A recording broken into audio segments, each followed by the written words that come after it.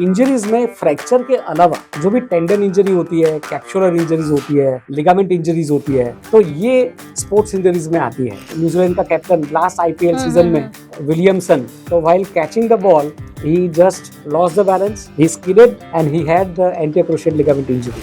Sachin ko after hitting the ball so hard, he has developed tennis elbow. Tennis elbow is one kind of an injury. और ऐसा भी नहीं है कि ये इंजरीज केवल स्पोर्ट्स में भी होती है। गृहिणी को जैसे किचन में काम करते हुए वो जो किचन प्लायर पकड़ते हैं तब होता है। These all are sports injuries. ऐसा कोई सेफ स्पोर्ट है जिससे स्पोर्ट्स इंजरी ना हो? बिलियर्ड्स होता है, स्नूकर्स होता है, चेस होता है, कैरम होता है, तो ये सब खेलो कभी भी इंजरी नहीं हो।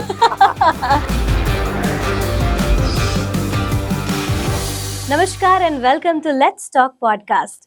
मैं हूं निशिता और हम हर पॉडकास्ट के एपिसोड में अलग अलग गेस्ट के साथ उनकी स्टोरी सुनते हैं, उनकी बातें सुनते हैं और यहाँ से हम कुछ टेक अवे करते हैं। आज भी ऐसे ही बहुत ही वेल एक्सपीरियंस डॉक्टर हमारे साथ है जो कि हमें बहुत सारी बातें बताएंगे about sports injuries. So let's have a chat with our honorable guest, Dr. Darshan Shah today, who has experience of 20 years in the industry. Sir, welcome to the show. Thank you, Nishita.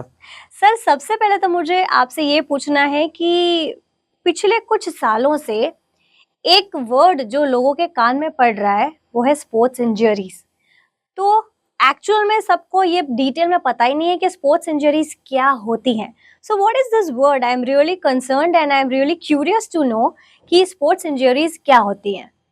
या Nishita, usually sports injuries तो by and large ऐसा लगता है कि sports injuries यानी कि sports में होने वाली इजाएं, यानी स्पोर्ट्स में होने वाली इंजरीज। हाँ, स्पोर्ट्स में इंजरीज होती हैं, पर these sports injury doesn't confine to only the injuries caused by the sports. Sports में जैसे कॉन्टैक्ट स्पोर्ट्स होता है, उसमें गिरने से या उसमें धक्का किसी का लगने से, पैर ट्विस्ट होने से, there are multiple reasons to get injuries. तो यूजुअली इंजरीज में फ्रैक्चर के अलावा जो भी टेंडन इंजरी होती है, कैप्सुलर इंजरीज होती है, लिगामेंट इंजरीज होती है, ये सब इंजरीज होती है, तो ये स्पोर्ट्स इंजरीज में आती है। और ऐसा भी नहीं है कि ये इंजरीज केवल स्पोर्ट्स में भी होती है। गृहिणी को या होम मेकर को घर में काम करते हुए, जैसे किचन में काम करते हुए वो जो किचन प्लायर पकड़ते हैं तब होता है, यानी कोई हैवी एक्सर्शन हो जाता है तब होता है। This all are sports injuries. Okay, तो स्पोर्ट्स इंजरीज में बेसिकली क्या क्या इन्वॉल्व होता है? हमारे जॉइंट्स इन्वॉल्व होते हैं एंड उसके हिसाब से क्या क्या स्पोर्ट्स इंजरीज होती हैं, उसको क्या बोला जा सकता है? क्या क्या इंजरी में हम उसके कॉजेज भी क्या क्या होते हैं, ये हमें थोड़ा सा डिटेल में बताइए। देखो, सबसे पहले अपने शुरू करेंगे स्पोर्ट्स रिलेटेड इंजरीज। तो स्पोर्ट्स रिलेटेड इंजरीज में most common sports is football. तुमने देखा होगा फुटबॉल में कैसे झगड़ते हैं, पड़ते हैं, गिरते हैं, थोड़ा सा भी लगने से भी गिर जाते हैं, या कोई हाई वेलोसिटी इंजरीज होती है। तो फुटबॉल में जैसे हाई वेलोसिटी इंजरी होती है, उसमें पैर ट्विस्ट हो जाना, यूजुअली नी जॉइंट में, knee ligaments are very common to get injured. तो सुना होगा कि इसको एंटीरियर क्रूशिएट लिगामेंट टूटा हुआ है, पोस्टीरियर क्रूशिएट लिगामेंट टूटा हुआ है। नी में 4 लिगामेंट होते हैं, मेनिस्कस होते हैं। तो usually that thing it gets injured गिरने से या ट्विस्टिंग होने से। और दूसरी स्पोर्ट्स जैसे होती है कॉन्टैक्ट स्पोर्ट्स, जैसे फुटबॉल हो गया, ऐसे भी वॉलीबॉल हो गया, बास्केटबॉल हो गया। दूसरी स्पोर्ट्स जैसे दौड़ने भागने वाली, high jump, long jump, cricket में भी आजकल लोग कैसे डाई वाई लगा के कैच पकड़ते हैं, वो फील्डिंग में बॉल को रोकने के लिए they throw themselves at the boundary line to have catch the ball. तो ये सब करने से इंजरीज हो जाती है। अभी तुमने देखा होगा कि न्यूजीलैंड का कैप्टन लास्ट आईपीएल सीजन में विलियमसन, तो while catching the ball he just lost the balance, he skidded and he had the anterior cruciate ligament injury. तो ये इंजरी हो गई स्पोर्ट्स में। फिर आपको याद आया होगा कि भाई पुराने जमाने में जैसे सहवाग थे, सचिन थे, सचिन को after hitting the ball so hard he has developed tennis elbow. तो tennis elbow is one kind of an injury. Then golfer's elbow, जो अंदर की बाजू में गोल्फ खेलने वाले जो शॉट्स लगाते हैं जोर से, तो जो मसल और बोन का जो जंक्शन होता है उसके ऊपर काफ़ी दबाव आता है, काफ़ी प्रेशर आता है और वहाँ पे छोटी माइक्रोस्कोपिक टेयर्स हो जाती है एंड ये टेयर जो होती है वो बहुत परेशान करती है। इसमें इन्फ्लेमेशन आता है और आई मीन स्पोर्ट्स पर्सन को खेलने के लिए बड़ी दिक्कत आ जाती है and usually that injury they cause not like to go to the field and to perform so nicely. तो ये इंजरीज ऐसी होती है कि उसको ट्रीट करनी ही पड़ती है। तो ये जैसे आपने बताया कि टेनिस एल्बो जो बहुत फेमस हुई थी तब भी और अभी भी बहुत सारे क्रिकेटर्स और दूसरे भी स्पोर्ट्स खेलने वाले लोगों को होती है, लेकिन अब अगर हम बात करें कि सेफ स्पोर्ट्स खेलना है जिससे हमें कोई इंजरी ना हो, तो ऐसा कोई सेफ स्पोर्ट है जिससे स्पोर्ट्स इंजरी ना हो? बिलियर्ड्स होता है, स्नूकर्स होता है, चेस होता है, कैरम होता है, तो ये सब खेलो कभी भी इंजरी नहीं होती। लेकिन अगर प्लेग्राउंड में खेलना है हाँ। तो sports injury is bound to से इंजरीज एंड प्ले। जैसे प्लेयर्स हो गए हैं तो पता ही है कि भाई खेलते हैं तो इंजरी होनी ही है एंड इंजरी से डरते कभी भी कोई स्पोर्ट्स पर्सन ऐसा नहीं है कि भाई वो स्पोर्ट्स नहीं खेलेगा। ये तो स्पोर्ट्स इंजरी अपने बात करते हैं जॉइंट्स वगैरह की, but if you go to the wrestling, you go to boxing, then mix martial art, वो तो इट्स काइंड ऑफ उसमें तो जो इंजरी होती है वो तो लाइफ थ्रेटनिंग होती है। True. तो Very true. ऐसा नहीं है कि सेफ स्पोर्ट्स वाला कोई there is no concept. Okay. तो अगर हाई वेलोसिटी वाला स्पोर्ट्स खेलना है तो इंजरी से डरना नहीं है, लेकिन इंजरी नहीं हो उसके प्रिवेंशन के लिए क्या करना चाहिए वो सब होना चाहिए। जी सर, स्पोर्ट्स इंजरी में कौन से लेगामेंट सर्जरीज जो है वो करने पड़ते हैं? वो कौन सी स्पोर्ट्स इंजरीज हैं जिसके लिए आपको ये ट्रीटमेंट्स देने पड़ती हैं? See, I'll tell you, in an entire world, maximum numbers of ligament surgeries जो होती है वो घुटने में होती है, नी जॉइंट में। जी। तो नी का जो लिगामेंट होता है anterior cruciate ligament is very common ligament to get injured. जैसे बंदा खेलता है अचानक से रुक गया या जाता है अचानक से घुटना घूम गया, तो ACL is a ligament which is first to go. तो ACL टूटता है तो घुटने में दो लिगामेंट आजू बाजू में होते हैं जिसको कोलेटरल्स बोलते हैं और दो लिगामेंट आगे पीछे होते हैं जिसको क्रूशिएट्स बोलते हैं। तो ये क्रूशिएट्स एंड कोलेटरल्स ये कॉमनली जाता है। सेकेंड थिंग कि जब भी घुटना ट्विस्ट होता है तो दो घुटने के बोन्स के बीच में there is a cushion, it is called meniscus. तो ये मेनिस्कस भी इंजर्ड होता है, तो मेनिस्कस में भी टेयर आ जाती है। तो घुटने की जो इंजरी होती है, जो इजाएं होती है, जो लिगामेंट की इंजरी होती है, that is most common. Second most common injury जो होती है वो शोल्डर में होती है। तो बॉलर्स जो होते हैं इनको काफ़ी सारी ओवर्स डालनी पड़ती है, जैसे T20 में 4 ओवर हो गई, वनडे में 10 ओवर्स हो गई, टेस्ट में एन नंबर्स ऑफ ओवर्स हो गई। वो प्रैक्टिस सेशन में भी डालते हैं, गेम में भी डालते हैं। तो ये थ्रोइंग आर्म इंजरी जैसे बॉलिंग करते हैं तो जो एक्सेलरेशन डिसेलरेशन फोर्सेस जो आते हैं शोल्डर में, इसके कारण उनको labral injury, capsular injury, then rotator cuff करके एक टेंडन आता है उसकी इंजरी, वो सब इंजरी शोल्डर में होती है। फिर आ गया जैसे शॉट्स लगाने होते हैं, तो शॉट्स लगाने में एक तो आर्म में, तो फोरआर्म में, एल्बो में, जैसे इनसाइड में हो गया तो गोल्फर्स एल्बो हो गया, फिर यहाँ पे टेनिस एल्बो हो गया, और स्विंग करते हैं बैट, तो बैट की स्विंग का जो रोटेशनल फोर्स आता है वो बैक में आता है। And if you are not balancing your body and not keeping the balance well while pulling the ball and while making the stroke, तो बैक में भी इंजरी होती है। हाँ, तो दो मनके के बीच में जो गादी होती है जिसको इंटरवर्टेब्रल डिस्क बोलते हैं, वो डिस्क का पीछे का हिस्सा फट जाता है जिसको एन्युलर टेयर बोलते हैं। तो इसके चलते, एन्युलर टेयर के चलते पूरे बैक के मसल स्पाज्म में आ जाता है and then very difficult to bend forward, कुछ भी मूवमेंट करना वगैरह बहुत डिफिकल्ट हो जाता है। सेकेंड थिंग जो रनिंग होता है, तो रनिंग में जैसे स्प्रिंट लगा दी, फास्ट दौड़े और फटीग हो गया, तो सबसे पहला मसल जो जाता है दैट इज हैमस्ट्रिंग। तो हैमस्ट्रिंग स्पाज्म आ जाता है, हैमस्ट्रिंग स्पाज्म, काफ का स्पाज्म, ये वो these are the common injuries. तो जो कॉमन स्पोर्ट्स इंजरी की आप बात करते हो तो इसमें these are the common injuries. तो ये अगर कोई बंदे को मान लो कि कोई इंजरी नहीं होता है तो या तो बंदा खेला नहीं है वो वेलोसिटी से, यानी it has to happen at least in his tenure. कोई भी इंजरी होना तो that is very common. Right अभी हम बात करते हैं कुछ फेमस पर्सनालिटीज की जिन्होंने कुछ सर्जरीज करवाई हो, ligament surgeries. Can you name a few non famous sports person जिन्होंने ऐसा कुछ करवाया हो, ताकि हमारे व्यूअर्स उसे रिलेट कर सके.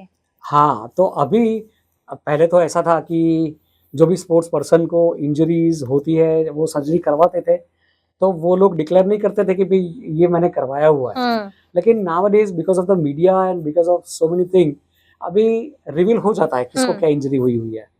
जैसे मैंने अभी बताया कि विलियमसन को ACL का इंजरी हुआ था तो he was operated for ACL reconstruction. फिर एक्सीडेंटल केस में it was a road traffic accident and if you recall the injury of Rishabh Pant.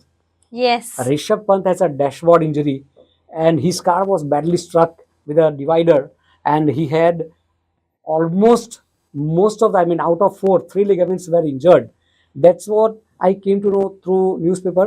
लेकिन उसको भी काफ़ी लिगामेंट जो है वो 2 से ज़्यादा लिगामेंट का रिकंस्ट्रक्शन हुआ है. And you can see after the perfect operations and very good physio अभी आप देख सकती हो कि ही इज बैक.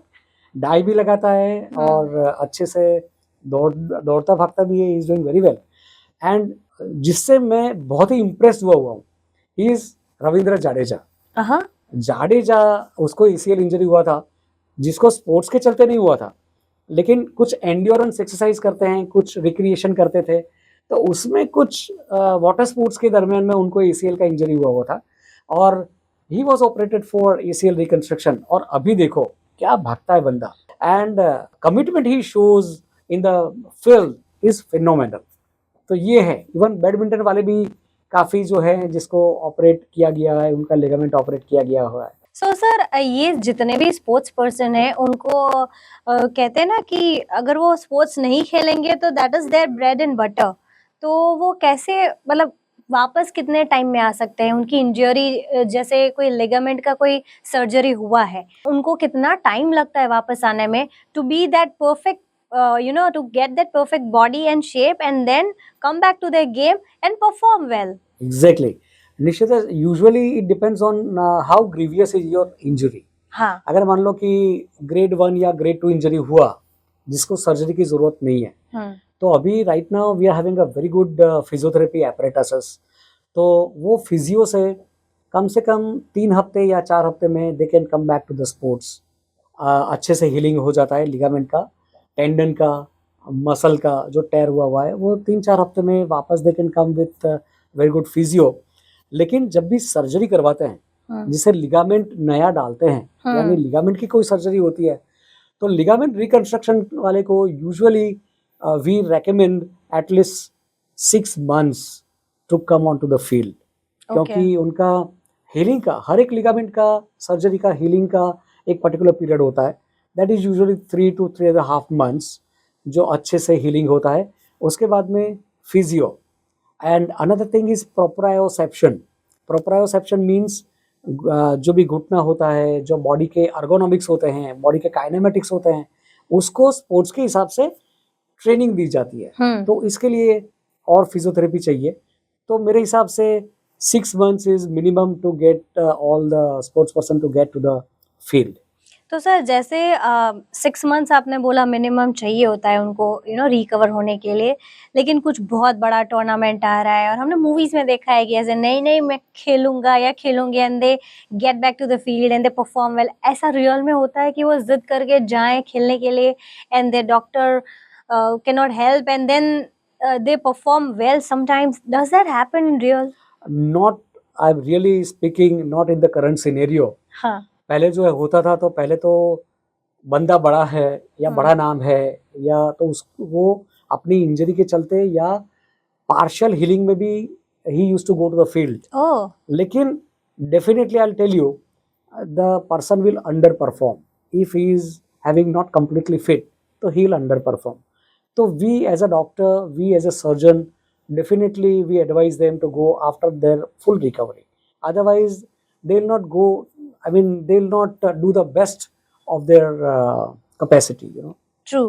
सर, अब हम बात करते हैं बच्चों की, जो कि आजकल कोई ना कोई स्पोर्ट तो खेलते ही हैं। सो सर, अभी तो स्कूल्स बहुत ऐसे एक्टिव हो गए हैं regarding sports. So every kid is doing some or the other sports activity, जैसे स्विमिंग हो गया, क्रिकेट हो गया, फुटबॉल हो गया, एनीथिंग। तो बच्चों में भी ऐसे केसेस होते हैं जहाँ पे उनके लिगामेंट को कुछ प्रॉब्लम हुए हो, या फिर ऐसे स्पोर्ट्स इंजरी हुई हो जहाँ पे उनको सर्जरी करनी पड़े। ऐसे सीवियर केसेस छोटी उम्र में होते हैं, या फिर it is only done in elderly age? See I will tell you, बच्चों के लिगामेंट होते हैं, उनके मसल होते हैं, उनके टेंडन होते हैं, they are very very elastic, very flexible. और जैसे एज बढ़ती है वैसे the tendon, the ligaments, it becomes rigid.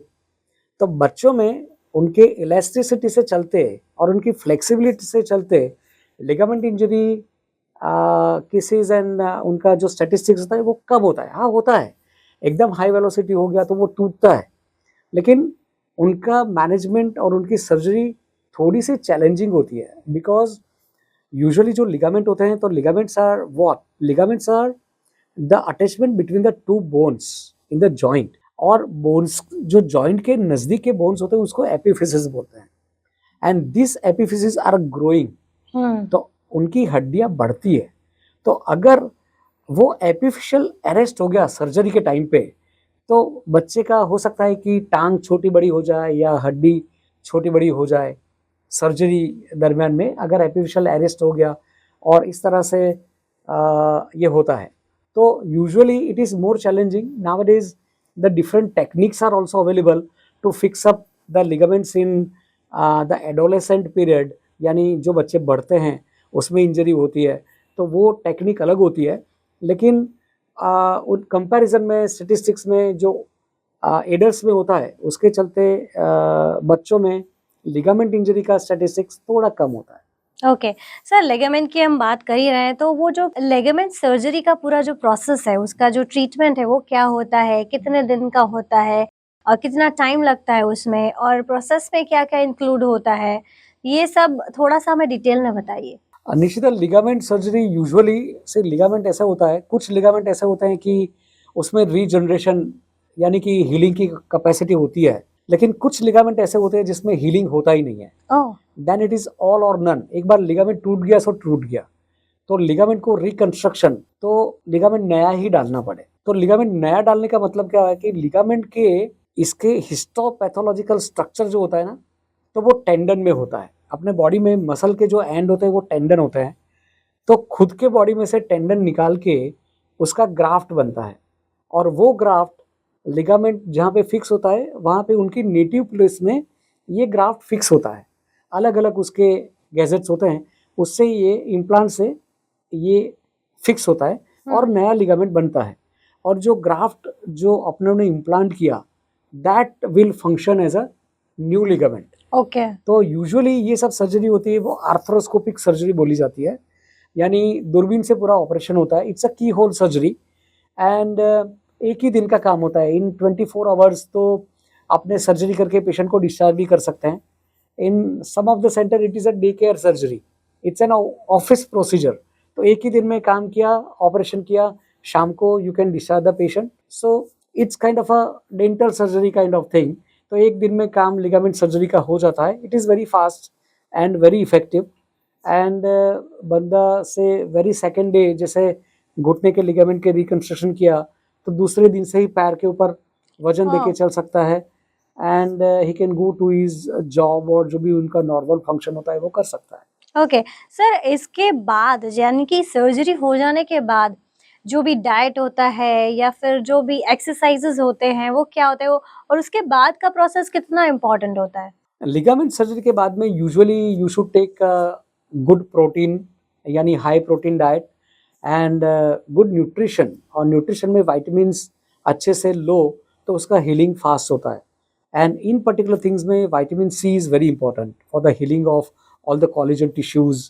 तो अच्छा, यानी हाई प्रोटीन और hypervitaminosis one, I mean vitamin rich food अगर खाते हो तो that would be very nice for ligament healing. या एंड कोई एक्सरसाइज या ऐसा कुछ प्रेफरेबल होता है, या फिर you can just do normal things? जब भी लिगामेंट फिक्सअप होता है तो एक्सरसाइज में एक सेफ जोन होता है। जैसे घुटने का रिकंस्ट्रक्शन किया तो safe zone is 0 to 90 degree, this is a 90 degree. तो 0 to 90 degree is a safe zone. तो राइट फ्रॉम डे 1 और day 2 you can allow the patient to do exercise and range of motion up to safe zone। यानी 1 महीने तक अलग exercise होती है, 1 महीने बाद में अलग होती है, 2 महीने बाद में अलग होती है, फिर प्रोप्रियोसेप्शन एक्सरसाइज होती है।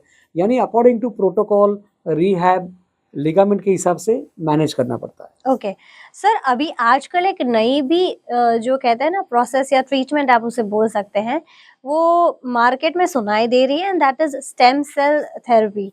तो व्हाट इज दैट और वो कब यूज की जाती है? ये जो स्टेम सेल थेरेपी है उसको बोलते हैं stem cell therapy, but ultimately it's a platelet rich plasma. तो अपने प्लेटलेट जो होती है उसमें इतनी कैपेसिटी होती है कि they are having a growth factors. और ये जो मेसेंकाइमल सेल्स होते हैं उसमें से भी पीआरपी बनता है। Various types of PRPs are available in the market. This PRP concentrated blood में से किया जाता है। ब्लड में से अपने ओन पेशेंट के ब्लड लेके उसको सेंट्रीफ्यूज करके इंक्यूबेशन करके उनमें से 3 या 4 ml जितना पीआरपी निकाला जाता है। And this PRP is been used in multiple like areas, जैसे शोल्डर में हो गया, या टीएफसीसी यानी ट्राइंगुलर फाइब्रो कार्टिलेज हो गया, गोल्फर्स या टेनिस एल्बो हो गया, देन टेंडो एक्यूलिस टेयर माइनर जो होता है उसमें हो गया।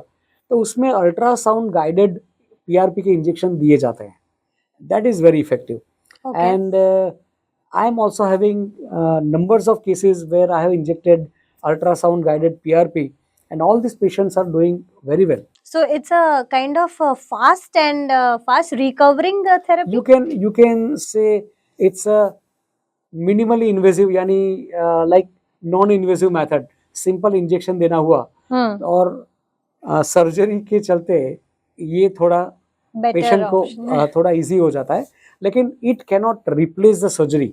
अगर ज़्यादा टूटा हुआ है एंड कंप्लीट जो डिसफंक्शन होता है, कंप्लीट डिसरप्शन होता है लिगामेंट का, तो surgery is must and it's mandatory. Right.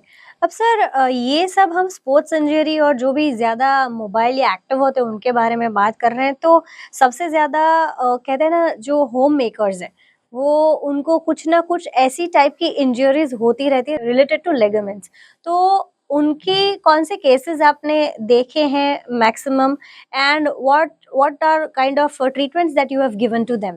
So Nishita, I will tell you, home makers यानी जो हाउस होल्ड लेडीज होती है, यूजुअली उनको प्रॉब्लम आता है आफ्टर 35। 35 साल के बाद में थोड़ा अगर वो एक्टिव नहीं रहती है, अगर फिजिकली फिट नहीं रहती है, तो कुछ भी काम ऐसे होते हैं जैसे भारी कुकर एक हाथ से उठा लिया, या कोई भी चीज़ जैसे प्लायर, किचन प्लायर से ज़्यादा मजबूत से पकड़ लिया, या कोई चीज़ को निचोड़ लिया, या इस तरह से, तो ये सब में उनको टेनिस एल्बो होने के चांसेस बहुत ज़्यादा है। ओके। देन जैसे ज़्यादा झाड़ू पोछा आजकल तो वो उतना होता नहीं है। एंड सेकंड थिंग, अभी मोपिंग टेक्निक आ गई है तो वो भी उतना होता नहीं है, लेकिन गोल्फर्स एल्बो है, देन रिस्ट पेन है, ये कॉमन है। एंड सेकेंड थिंग कि जैसे उकड़ू बैठ के करना काम हो गया या ऐसे, तो heal pen is also very common. अपने हार्ड फर्श होते हैं, जो सरफेसेस होती है वो हार्ड होती है, तो उसमें विदाउट प्रोटेक्शन, विदाउट स्लीपर्स अगर चलते हैं तो उनमें हील पेन यूजुअली कॉमनली देखने को मिले हुए हैं कि वो मिडिल एजेड वुमन में ये चीज़ें आती है। सेकेंड थिंग कि जो पेशेंट्स को डायबिटिक्स है, यानी डायबिटिक्स एंड हाइपोथायरॉयड पेशेंट्स, इन पेशेंट्स को भी इस तरह से muscular, then musculo tendinous injury, then low back ache, ये सब कॉमनली देखा जाता है। तो and third thing, perimenopausal women, जिस मिनोपॉज अगर आने वाला हो, या मिनोपॉज चल रहा हो, या मिनोपॉज के 1 साल तक, यानी ये पीरियड जो होता है उसमें आर्थरालजियाज, माइल्जियाज, मानी arthralgias mean joint pains, myalgias mean muscular pain, then mood fluctuations, ये सब चीज़ें यूजुअली होती है। तो हाउस होल्ड लेडी में ये सब चीज़ें कॉमनली देखने को मिलती है। राइट। अब सर, आपके इतने बड़े स्पैन ऑफ करियर्स में आई एम श्योर आपने बहुत सारे केसेस सॉल्व किए हैं और बहुत सारी सर्जरीज की हैं। Any challenging case you that you remember कि ये करने के बाद मुझे अच्छी नींद आई थी? I am recalling one case, very interesting case. There was a multi-story building, and one female from 8th floor, she was about to come to down, I mean नीचे, and लिफ्ट का केबल टूट गया और धड़ाक से lift नीचे गिरी, आके गिरी, and she had multiple ligament injuries of both the knee joints. Oh my God. और that is also not challenging, ये तो कर सकते हैं ना बायलेटरल लिगामेंट, लेकिन that lady she was 135 kg। Oh my God. She was very healthy, और उनके लिगामेंट के यानी एक एक घुटने में 3-3 लिगामेंट। तो challenge was from where to get the donor graft, that was a challenging case. तो मेरे को याद है कि उसमें काफ़ी मशक्क़त करनी पड़ी थी, लेकिन बहुत अच्छा, I mean with God's grace she was absolutely fine after surgeries for both the knee joints. She's walking so nicely, and regularly she walks 3 to 4 kilometers even today. And whenever she meets me, she salutes me.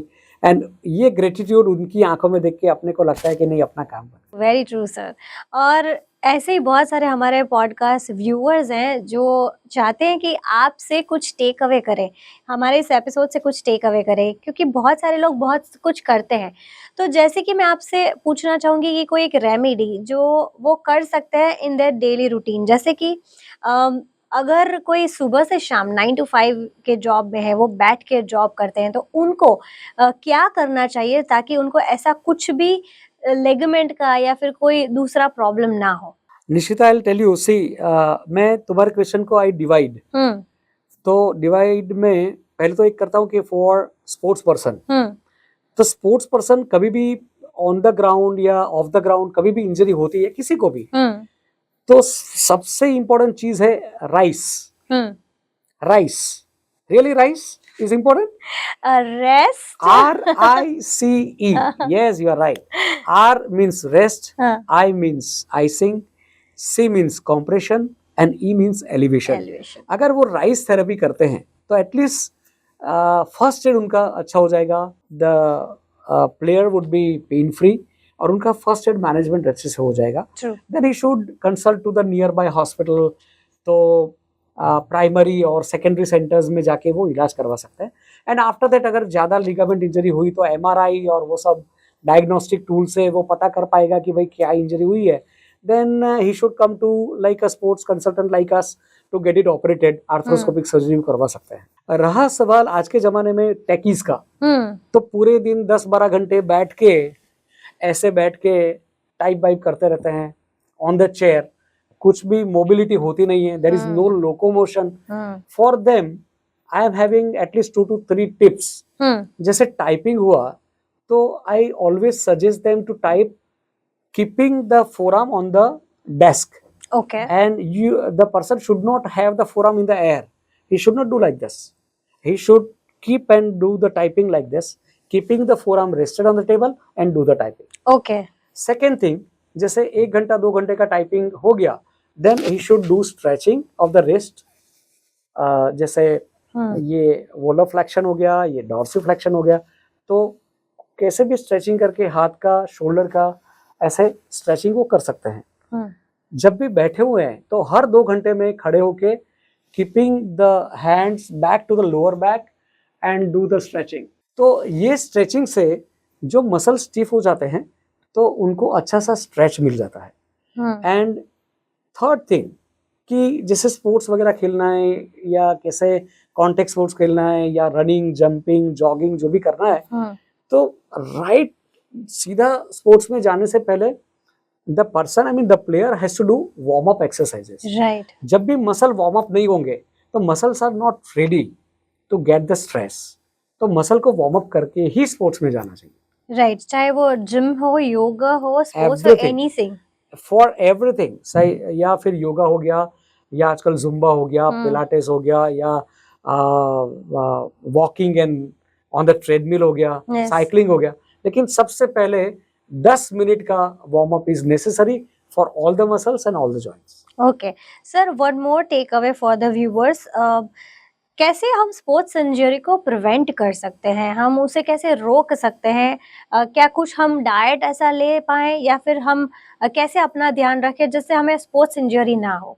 Sports injuries में जैसे high velocity injuries होती है, तो वो होती है inadvertent movements. तो ऐसे जैसे इनएडवर्टेंट मूवमेंट कैसे क्या हो गया, तो जैसे डाई मार के कोई चीज़ करनी है, या जैसे आगे की बाजू झुक के जो ड्रिबल करना है हॉकी में, या किक लगाना है, तो ये सब के लिए स्पेसिफिक ट्रेनिंग होती है। तो don't exercise that grievously unless and until you are specifically train for that. Okay. तो training is very important. Training के बिना तुम ऐसे हीरोइक एफर्ट्स करने जाओगे तो definitely you are going to get the injury. Second thing, जैसे मैंने पहले बताया वो, तो you to do routine stretching and warm up of your muscles. Training जब तक आप एक्टिव स्पोर्ट्स में हो, तो स्पोर्ट्स में जाओगे तो पूरे बॉडी का एक्सरसाइज हो जाएगा, ऐसा मानने की जरूरत नहीं है। You to have at least 2 to 3 hours in the gym, outdoor और इंडोर। तो muscle training, then joints training, then movement training, then proprioceptive training, that is very important। और ये सब कराता है अपना कोच एंड अपना ट्रेनर। सर, डाइट कुछ इम्पोर्टेंट होता है? डाइट में usually I prefer protein rich diet, calcium rich diet, vitamin D rich diet. बाकी के जो विटामिन जो होते हैं तो वो तो रूटीनली मिल जाते हैं, लेकिन iron, folic acid, calcium, vitamin D3 and protein, ये चीज़ों में बहुत ध्यान देना जरूरी होता है। And you to see to it that कि your diet should be, if you are a sports person then and old age people, then you should have a good protein rich diet and good calcium rich diet. हाँ, अगर आपको kidney का function है या ऐसा कोई issues है, तो रिनल फंक्शन हैम्पर होते हैं ज़्यादा प्रोटीन लेने से, तो वो वाली चीज़ों में आप मॉडरेट या लो प्रोटीन ले सकते हैं। Otherwise high protein is always good. So that's what is needed Yes. For the sports person. Sir, अब एक लास्ट क्वेश्चन मैं आपसे पूछना चाहूंगी कि जो एल्डरली लोग होते हैं, उनमें कई सालों तक मोबिलिटी की वजह से या ऐसा कुछ लिगामेंट में प्रॉब्लम्स आते हैं, तो उन्हें क्या सर्जरी करवानी चाहिए, या फिर आप उन्हें क्या सजेस्ट करेंगे? See, old age people में commonly we are found is 2 to 3 problems. One is knee problem. आजकल knee is the commonest problem. Yes. सबको knee का problem हो जाता है, knee pain होता है। तो knee में weight bearing and range of motion, यानी घुटने का मोड़ना, सीधा करना, चलना, and morning stiffness, सुबह जब उठते हैं तब stiff हो जाता है। तो ये older, I am talking about more than 75 years. True. तो उसमें regular physiotherapy is very important.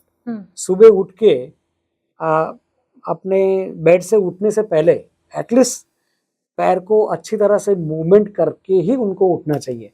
Otherwise तो स्टिफनेस के कारण क्या होता है कि इनिशियल स्टेप में स्टिफनेस के कारण वो गिर जाते हैं। And many times we are coming across कि भाई जैसे बेड से उठे, चले और गिर गए, और कुले के फ्रैक्चर हो गया, या हिप बोन का फ्रैक्चर हो गया, या गिरने से वर्टेब्रा फ्रैक्चर हो गया।